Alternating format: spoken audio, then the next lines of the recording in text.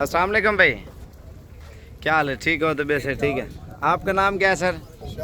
शायद भाई, कहाँ से हो आप? लाहौर से। लाहौर कौन सी जगह से? रावी रोड से। और कितने बकरे लिए आपने? 12। और कितना अर्सा हो गया वीडियो देख देख के शौक किया है? 3 साल हो गए। ये लाहौर ले जाओगे ना?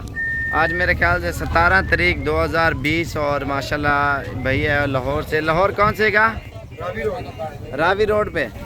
ये रावी रोड पे अल्हम्दुलिल्लाह आज की डेट में ये लेके जा रहे हैं। ये गाड़ी कराई है और ये बकरा भी और ये सारे जानवर अल्हम्दुलिल्लाह लेके जा रहे हैं और अपनी कुर्बानी के लिए लिए ना, और ये अपनी कुर्बानी के लिए लिए हैं। ठीक है, और लोड करो यार। और ये माशाल्लाह लेके जा रहे हैं अल्हम्दुलिल्लाह। ये चीज़ें आप देख सकते हैं और माशाल्लाह हैवी बकरे लिए हैं इन्होंने और सारे अपनी कुर्बानी के लिए माशाल्लाह।